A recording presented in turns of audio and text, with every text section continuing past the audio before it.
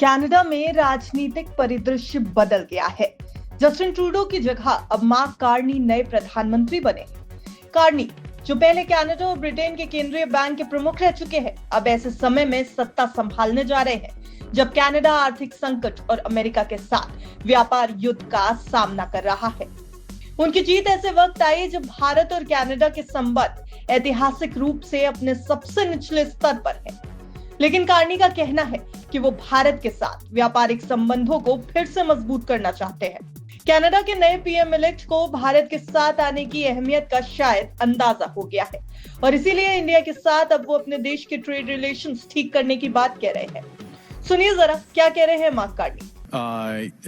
Is to diversify our trading relationships, and there's with like-minded countries, and there are opportunities to rebuild the relationships with India.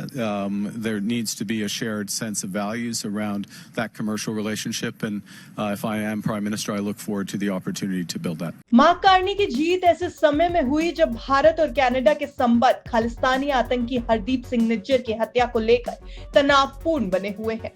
Trudeau सरकार द्वारा भारत पर लगाए गए आरोपों ने दोनों देशों की कूटनीति और व्यापारिक संबंधों को कमजोर किया था। भारत ने कनाडाई नागरिकों के लिए वीजा सेवाओं को अस्थायी रूप से निलंबित तक कर दिया और ट्रेड टॉक्स भी रोक दी गई। लेकिन अब नए प्रधानमंत्री मार्क कार्नी भारत से संबंधों को फिर से मजबूत करने की बात कह रहे हैं। उनका मानना है कि भारत एक उभरती हुई वैश्विक आर्थिक शक्ति है और कनाडा के व्यापारिक संबंधों को डाइवर्सिफाई करने के लिए भारत एक महत्वपूर्ण भागीदार भी हो सकता है। कार्नी का कहना है कि वो समान विचारधारा वाले देशों के साथ व्यापारिक संबंधों को बढ़ावा देने पर ध्यान देंगे और भारत के साथ व्यापार बढ़ाने के लिए नए अवसर भी तलाशेंगे।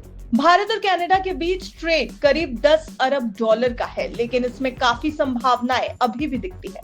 खासतौर पर एग्रीकल्चर, पावर, टेक्निक और शिक्षा जैसे क्षेत्रों में दोनों देशों के बीच व्यापक व्यापारिक अवसर हैं।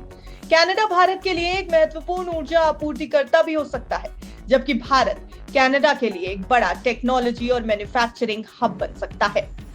मार्क कार्नी की सरकार ट्रेड टॉक्स को फिर से शुरू कर सकती है, जिससे दोनों देशों के बीच निवेश और बिजनेस अवसरों को बढ़ावा मिल सकता है।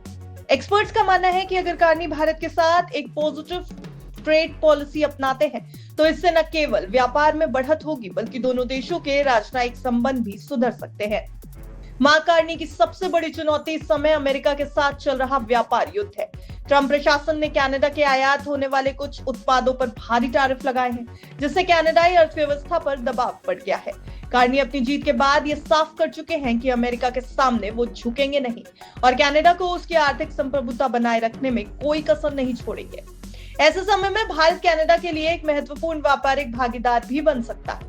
अगर कनाडा अमेरिका से अपनी निर्भरता कम करना चाहता है तो भारत के साथ व्यापार बढ़ाना एक अच्छा विकल्प हो सकता है।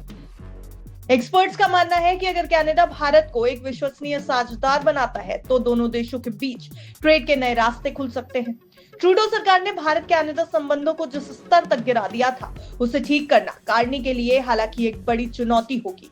उन्होंने संकेत तो दे दिए कि वो ट्रूडो की गलतियों को दोहराना नहीं चाहते, लेकिन कार्नी के अर्थशास्त्र में गहरी पकड़ और बैंकिंग क्षेत्र में उनकी विशेषज्ञता क्या भारत को उनका बेहतर साझेदार बना पाएगी। दरअसल उनकी विशेषज्ञता बताती है कि वो आर्थिक हितों को प्राथमिकता जरूर देंगे। अगर कार्नी भारत के साथ व्यापार को बढ़ाने की दिशा में ठोस कदम उठाते हैं तो ये न केवल आर्थिक रूप से फायदेमंद होगा बल्कि दोनों देशों के कूटनीतिक संबंधों को भी नई मजबूती मिलेगी। आने वाले दिनों में यह देखना दिलचस्प होगा कि क्या भारत और कनाडा के संबंध एक नई दिशा में आगे बढ़ेंगे या फिर राजनीतिक मतभेदों के कारण दोनों देशों के बीच दूरी बनी रहेगी। ब्यूरो रिपोर्ट, विस्तार।